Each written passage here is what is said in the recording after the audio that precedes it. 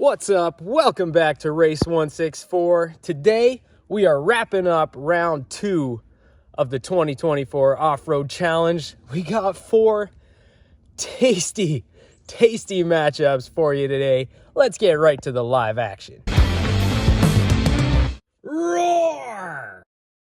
All right, heat number 1 is Dale Whitmill in the Borla Exhaust Chevy Silverado taking on Jesse Moxham in the 1970 Dodge Power Wagon. As always, we're racing on this track that we have called the Orc, made out of a rotten 2x6, full of rusty old nails, rotten holes, and who knows whatever kind of debris you might find on there on any given day. Track is divided into checkpoints worth that many points. Whoever gets the most points wins. There's a bonus point for not falling off the end of the road. And in the event of a tie, whoever crosses the line first takes the win. Let's go. All right, a couple veterans of the channel here. Let's see what happens. Jesse Moxham takes off, and he's gonna take the win, sliding to a stop in the 5-point zone in the Dodge Power Wagon. Big disappointment here for Dale Whitmill, barely crossing the 1-point line. Whew, that's rough. Big letdown for the Borla Exhaust Chevy. Let's take a look at that replay and see if we can find out what happened. Dale took a hard left into that far wall right out of the gate. I'm guessing he had his left front tire go down and that was all she wrote. So Jesse Moxham takes the win, and the big fossil fuel Power Wagon is moving on to round number 3. All right, heat number 2 is Greg B. from Rodzinka Racing in the Big Air Bel Air, taking on Mally Butcher in the Toyota Tundra. All right, here we go. Bel Air versus Tundra. The Bel Air's off to the lead, flips over, and the Tundra drives right by, stopping in the end zone. Perfect run from Mally Butcher. Let's take a look at that replay. So Greg got an awesome start in the Big Air Bel Air. He dodged torpedoes all the way down the track, getting past the bumps, picking up a fair bit of speed.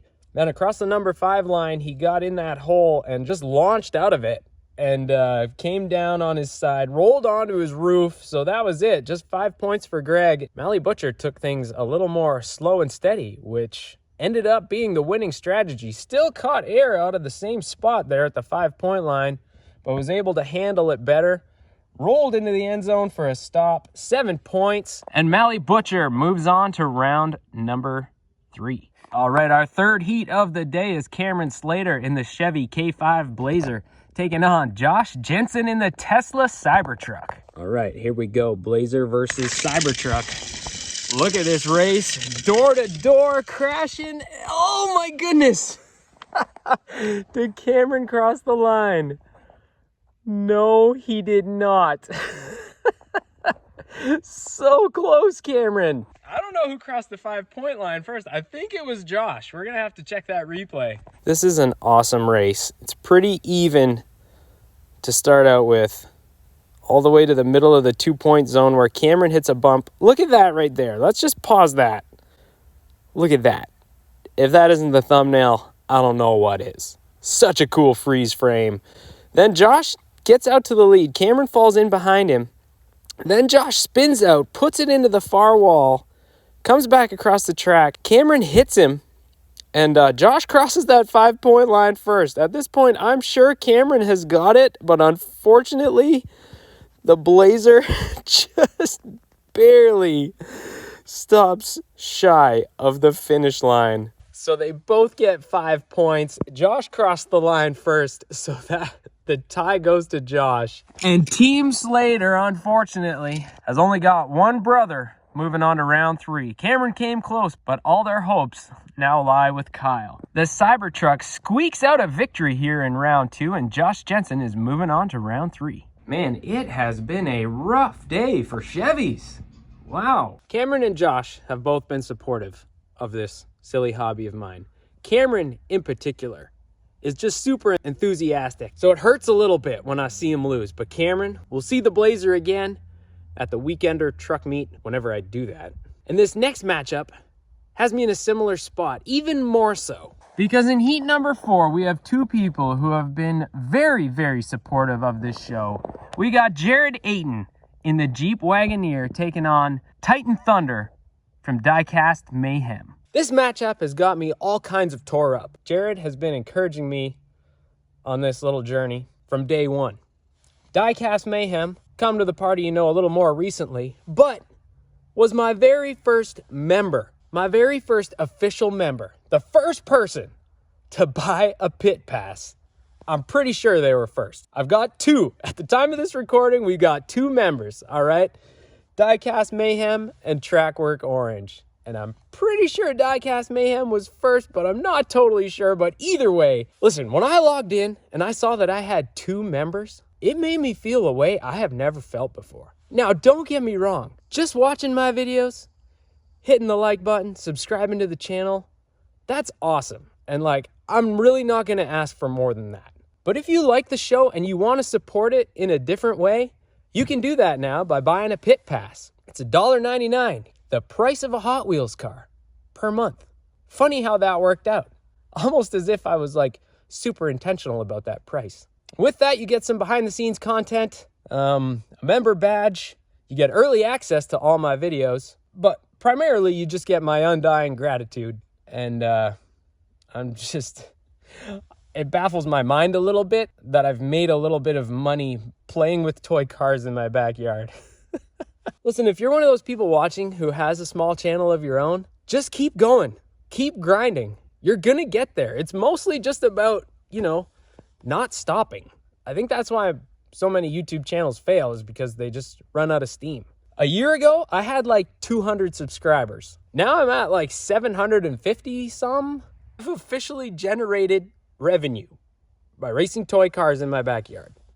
Not very much revenue, but a little bit of revenue nonetheless. I don't totally know where I'm going with this, but I just really wanted to give a shout out to Trackwork Orange and Diecast Mayhem for being the first two people to buy a pit pass and just making my day in a way that I wasn't even ready for. And that is why I'm rooting for both drivers in this next matchup, and kind of bummed out because I know they both can't win. But hey, that's racing. So here we go. Jared versus Titan. And the Wagoneer is out to the lead. Here comes Titan Thunder. Oh, what a race. Both stopping in the 5-point zone. I have no idea who won that one. Let's go to the replay. This race is just a thing of beauty. So Jared gets out front. He's leading. Then he hits a big bump, catches some air, puts it into the wall, and loses some of his speed. So Titan Thunder takes the lead in the Ram Rebel, and then he hits a big bump and loses some of his speed.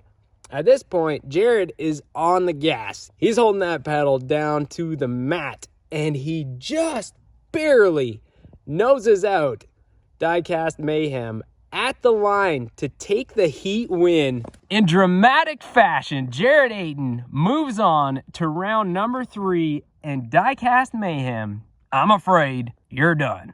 But we'll see Titan Thunder again in the Weekender Truck Meet. That's what class that unit is in. And I'll put a link in the description to that channel, Diecast Mayhem. Check it out. He does some really good racing with the Diecast monster trucks, which is hard to do. I've experimented with those a little bit, and they are squirrely because, the front and rear axles steer on them. So they're pretty unpredictable.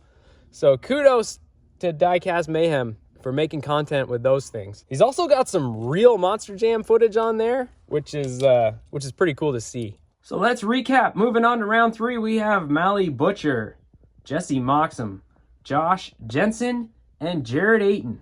We will see Titan Thunder, Cameron Slater, and Dale Whitmill again at the Weekender Truck Meet. And Greg B is going to be part of the Pro Series. I should point out, if you want to join the channel, it's super easy. You just hit the join button and then follow the instructions from there. However, on an Apple operating system or an Apple browser, the join button does not show up. I don't really know the reason for that, but that's how it is for now, I guess. So if you do want to support the show in that way, you got to do it on a non-Apple platform. And thank you in advance. And if you're not able to join right now, no worries. You're not going to miss out on any racing. Nothing is going to change for you. You're still going to get 1 or 2 videos of me every week acting like a bit of a goofball in my backyard with some toy cars. That's going to do it for today. Thank you so much for watching.